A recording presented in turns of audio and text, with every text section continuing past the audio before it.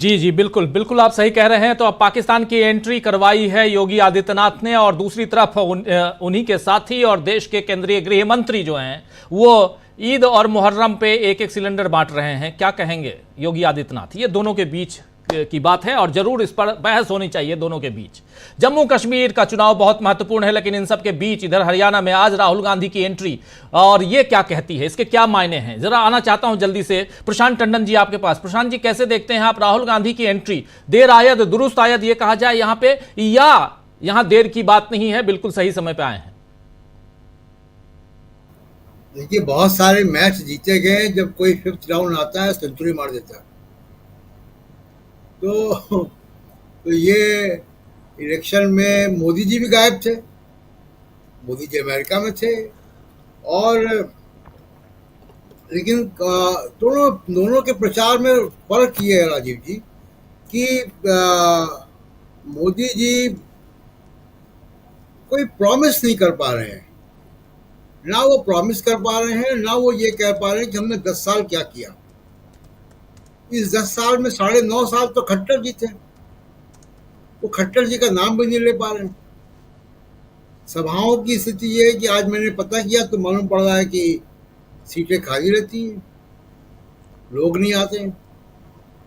राहुल गांधी की सभाओं में आपको उनके भाषण में कम से कम एक रोड मैप दिख रहा है कि वो साफ साफ कह रहे हैं कि कश्मीर, वो माफ कीजिएगा, कश्मीर नहीं, हरियाणा। हरियाणा, जी। हरियाणा में वो एमएसपी का कानून बनाएंगे, वो कर्जे माफ करेंगे, वो जो रिक्त पद है उसको तुरंत भरेंगे, आरक्षण के बारे में वो प्रॉमिस कर रहे हैं।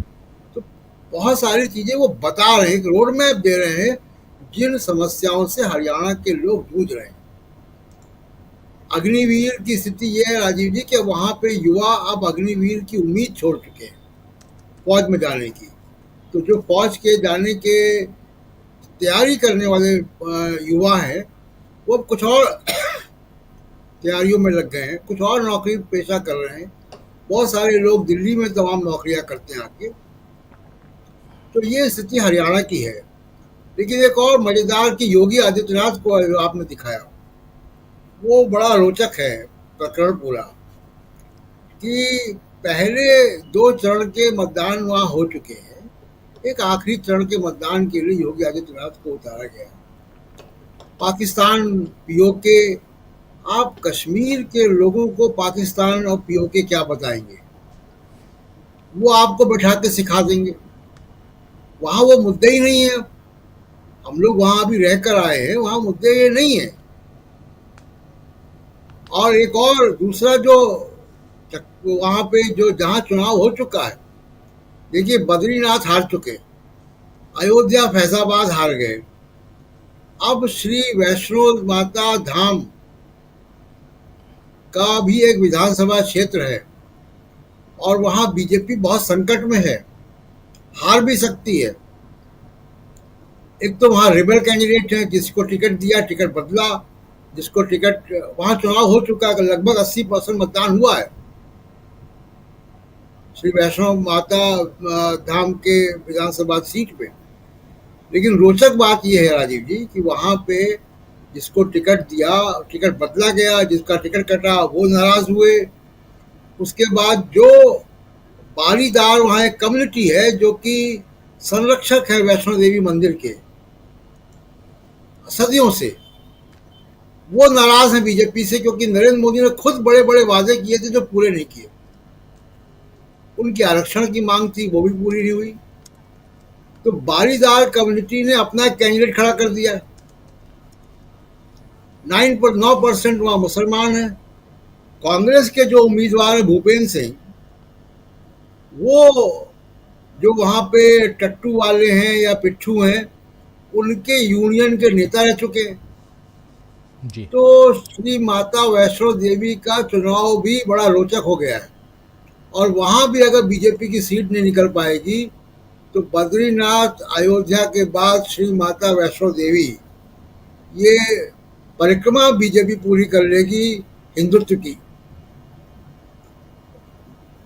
तो इसलिए योगी आदित्यनाथ अब वहां पे गए हैं, देखिए क्या करते हैं। लेकिन वहां पे जिन मुद्दों को उठा रहे हैं वो अब वहाँ है नहीं। दूसरी बात ये कि जम्मू क्षेत्र में भी बीजेपी ये मान के चल रही है कि हिंदू वोट तो उसका है ही, वहां वो मुस्लिम वोट की पॉलिटिक्स कर रही है। योगी आदित्यनाथ को वहां भेजना तो बहुत रणनीतिक गलती है मेरे ख्याल से, क्योंकि 43 में से 13 सीटें वहां मुस्लिम बाहुल हैं, और बाकी सीटों पे भी, जैसे अभी मैंने बताया कि वैष्णो देवी की सीट में भी 9% मुस्लिम मतदाता है, तो बाकी सीटों पे ही मुस्लिम मतदाता काफी हैं। और बीजेपी अपनी बी टीम्स के जरिए, इंजीनियर राशिद के जरिए, तमाम सज्जाद लोन के जरिए, इन सब के जरिए वहां पे मुस्लिम वोट को साधने में लगी हुई है। वहां योगी आदित्यनाथ जाएंगे तो वो तो बीजेपी के दूध में वहां पे नींबू लेके गए हैं, वो फाड़ देंगे उसको।